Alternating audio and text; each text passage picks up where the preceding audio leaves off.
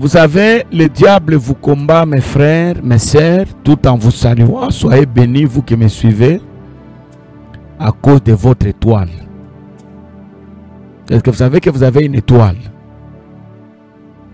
L'homme, c'est son étoile. Ce que les ennemis cherchent à voir et à comprendre chez vous, c'est votre étoile. Ils se battent pour chercher même à voir comment l'étoile circule, comment l'étoile fonctionne. Alors, comment protéger votre étoile? 3 petits secrets. 1. Il faut être discret. Beaucoup de gens ne sont pas discrets. Beaucoup de gens étalent leur vie. La vie, on la cache. Le secret de la grandeur, c'est la vie de la discrétion. Si vous êtes indiscret, vous n'êtes pas discret, vous n'avez pas de secret, vous êtes en train de vous vendre. Et beaucoup de gens se sont vendus eux-mêmes. Regardez le roi Ézéchias. Dieu lui ajoute 15 ans de vie. Mais quand vous lisez la parole, vous allez comprendre que les 15 ans que Dieu lui a ajoutés, c'était des 15 ans qui lui amenaient beaucoup de problèmes dans la vie. Je crois Ézéchias, là où il est, là toujours regretté pourquoi il avait demandé que Dieu lui laisse sur la terre. Parce qu'il a eu beaucoup de problèmes les 15 ans là. Vous savez pourquoi? Parce qu'il s'est vendu. Il a appelé les gens, venez voir ma gloire.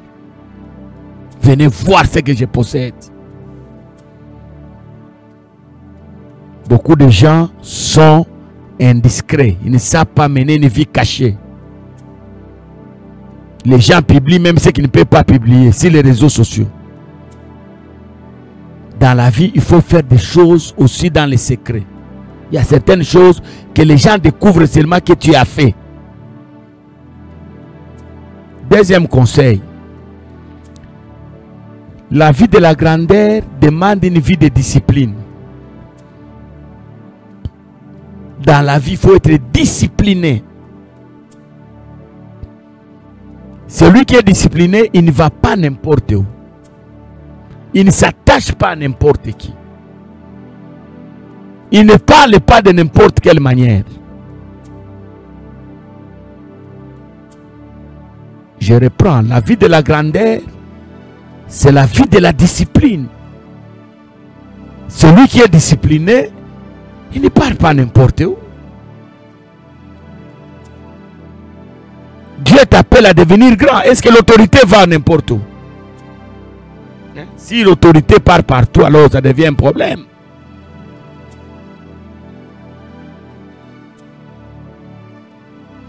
Il ne s'attache pas à n'importe qui.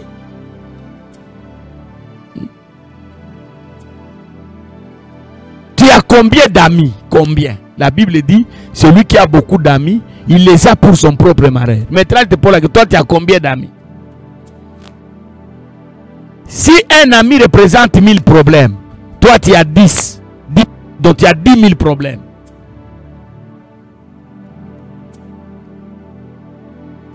Celui qui est appelé à devenir grand, il ne parle pas n'importe quoi. Il y a des choses qu'on ne parle pas. Les gens constatent que c'est arrivé.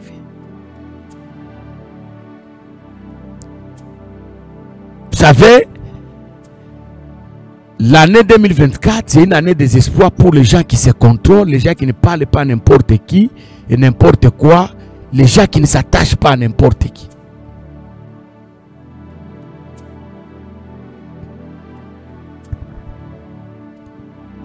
Que Dieu soit béni. Alors vous avez aimé ce qu'on a dit dans les numéros passés. On a dit, ceux qui sont appelés à faire les exploits marchent selon le psaume premier. Et l'homme qui ne s'arrête pas et qui ne suit pas les conseils des méchants. Ne suit pas. Quand un méchant parle, laisse les histoires rentrer par la droite et sortir par la gauche. N'applique pas ça. Les méchants viendront nous conseiller d'haïr les autres. La parole de Dieu ne nous enseigne pas ça. Et l'homme qui ne s'arrête pas dans la voie des pécheurs. Ne s'arrête pas. Toi, tu es chrétien.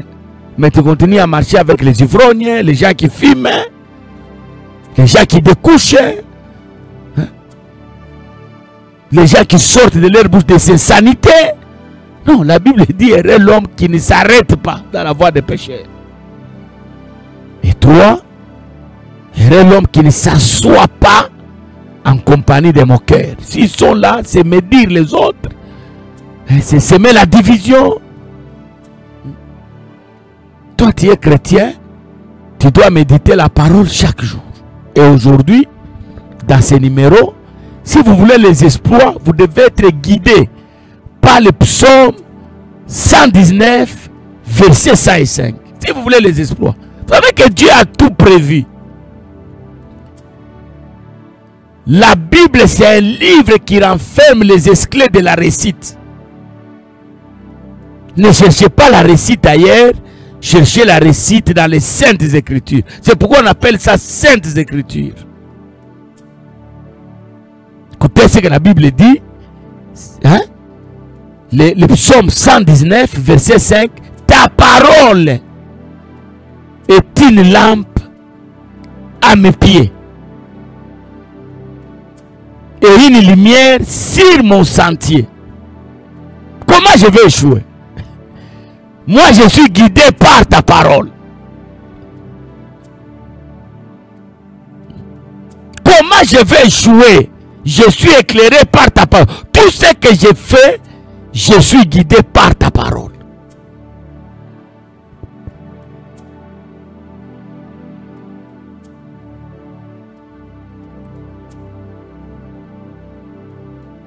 Et on n'est pas chrétien, nous venons à l'église. On n'est pas chrétien parce qu'on dort à l'église. On n'est pas chrétien parce qu'on torchonne à l'église. Torchonne l'église de Dieu. Hein? On n'est pas chrétien parce qu'on donne sa dîme. On est chrétien parce que nous vivons à la lumière de la parole. Vous voulez les exploits? Mais soyez guidés par la parole. Le psaume 119, verset 105. Ta parole, Seigneur, est lampe à mes pieds. Puisque c'est la lampe, je ne vais pas piétiner n'importe quoi. Elle m'éclaire pour que je ne trébuche pas. Pour que je ne me heurte pas. Elle m'aide à découvrir les pièges. Elle me dit quoi faire et quoi ne pas faire. Alors il y a un prédicateur qui prêchait un jour, j'avais aimé ce qu'il avait dit. Il avait dit aujourd'hui, nous prêchons la parole, mais ce que nous prêchons ne produit pas les miracles. Il avait raison. Et il a démontré pourquoi ce que nous prêchons ne produit pas les miracles. Il avait donné 5 raisons. Mais moi, dans cette émission, je n'ai pas beaucoup de temps. Je vous donne seulement une raison. Il a dit parce qu'aujourd'hui, ce que nous disons là est rempli de la poussière. Il a commencé à expliquer qui peut prendre un repas si elle contient la poussière. Si dans votre riz là, dans vos légumes là, dans votre œuf là, omelette, il y a la poussière. Qu'est-ce que tu sauras manger là? Et il a démontré, il a dit aujourd'hui, nous avons dilué la puissance de la parole. Soit nous disons ce qui n'a pas été dit, soit nous diminuons ce qui a été dit. Soit, devant un auditoire méchant, nous évitons de dire les choses vraies pour que l'auditoire ne se retire pas. C'est pourquoi aujourd'hui, je l'ai toujours dit, tous ceux qui gèrent le monde, ce sont nos enfants. S'ils ne sont pas protestants, ils sont catholiques. S'ils ne sont pas catholiques, ils sont musulmans. Tous ceux qui gèrent le monde appartiennent dans une religion. Donc nous sommes leurs pères. Nous sommes les pères des ministres, les pères des chefs de l'État, les pères des rois de ce monde. Mais aujourd'hui, dans le monde entier, les hommes de Dieu n'ont pas la capacité d'appeler leurs enfants et leur dire comment il faut gérer les choses.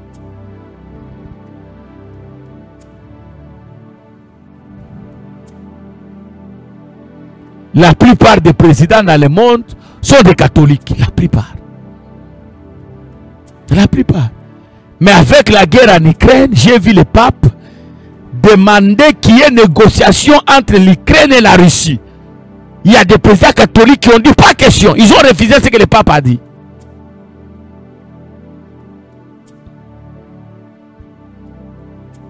Mais quand ils ont des problèmes, ils vont se confesser chez le pape. C'est la même chose avec nous les chrétiens. Quand nous avons des problèmes, nous venons à l'église. Nous crions que Dieu nous aide. Mais regardons notre manière de vivre. Est-ce que c'est conforme à sa parole? Que ta lumière, ta parole, soit la lumière à mes pieds. C'est elle qui doit me guider. C'est ta parole qui doit m'orienter. Mais regarde ce que tu fais là. Est-ce que c'est conforme à la parole? Aujourd'hui, dans nos églises, on commence à bénir les mariages gays dans nos églises. Dans nos églises, il y a des gens qui favorisent les avortements dans nos églises. Dans nos églises, il y a des gens qui utilisent les préservatifs dans nos églises. Contraire à la parole. La parole, c'est la lumière qui m'éclaire. Je veux réussir dans la vie, que je sois guidé par la parole, afin que je ne me retrouve pas dans un trou.